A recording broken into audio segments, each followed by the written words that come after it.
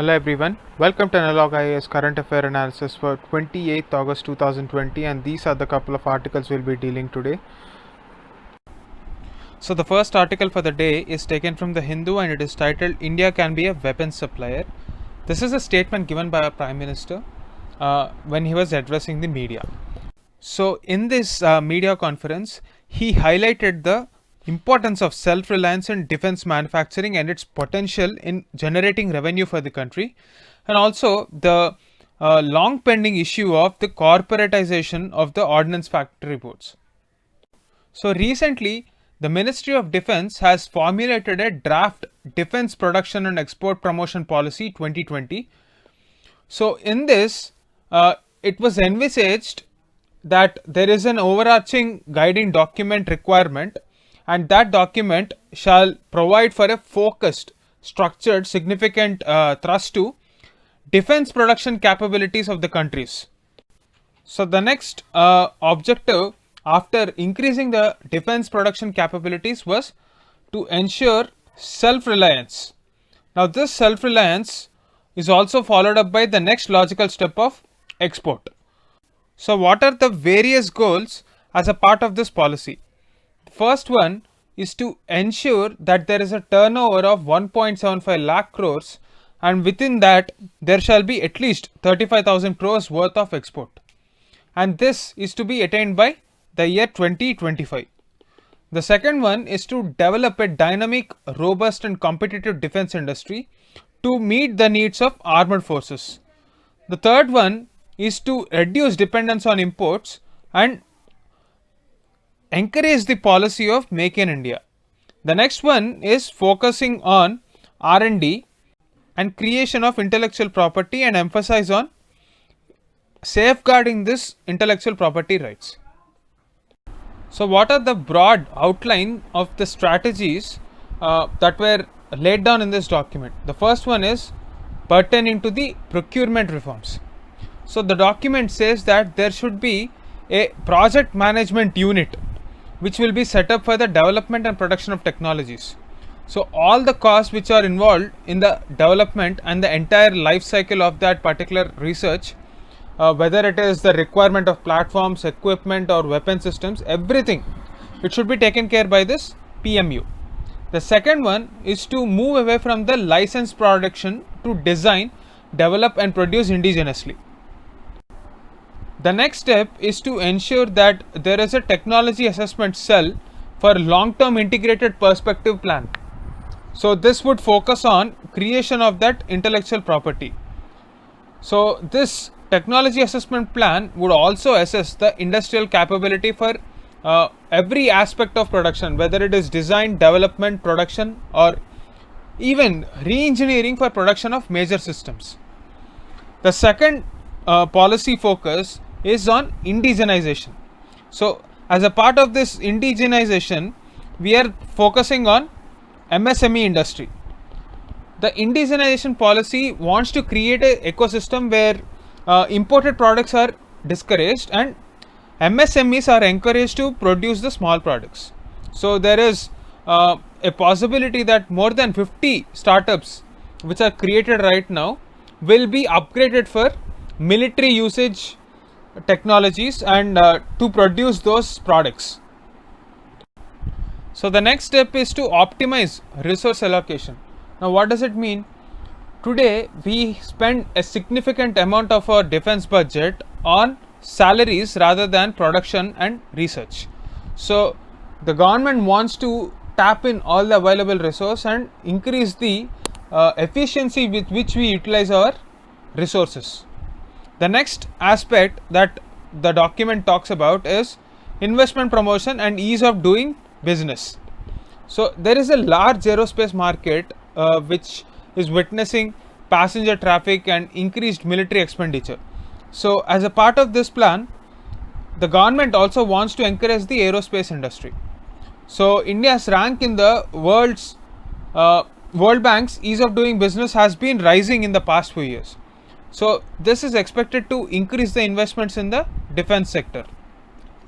The next thing that we have to talk about is innovation.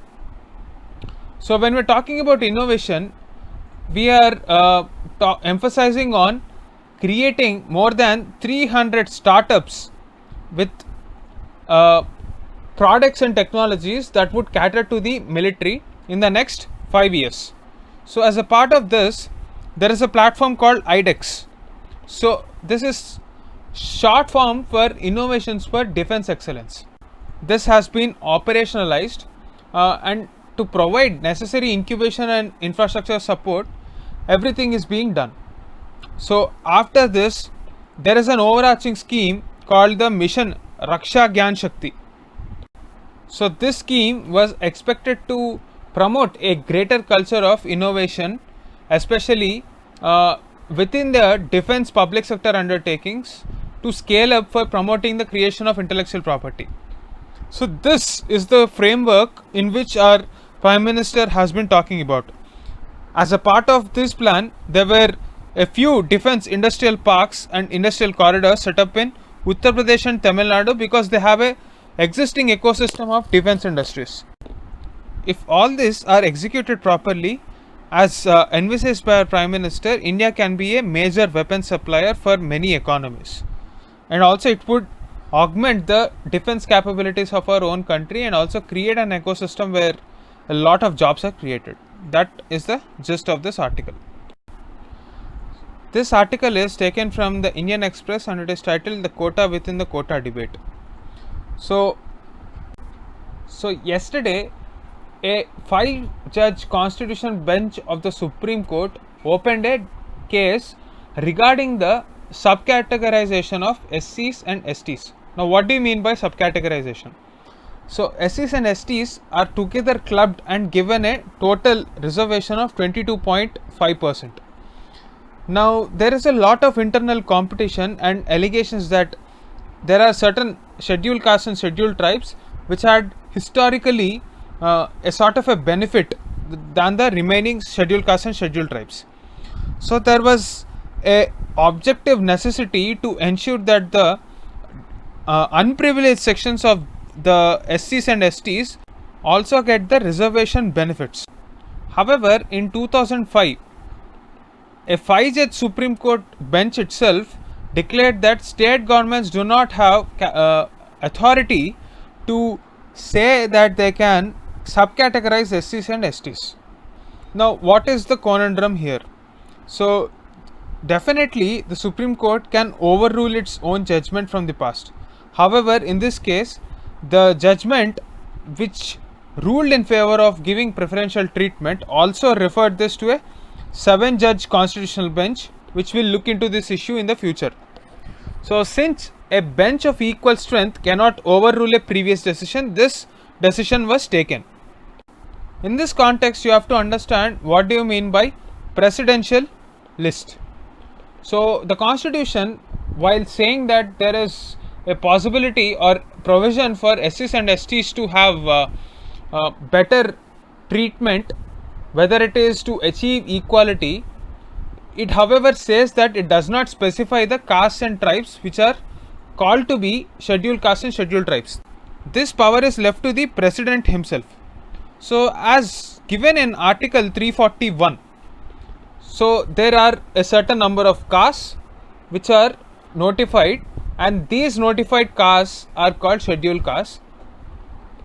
One caveat you have to remember here is, say for example, there is a caste A.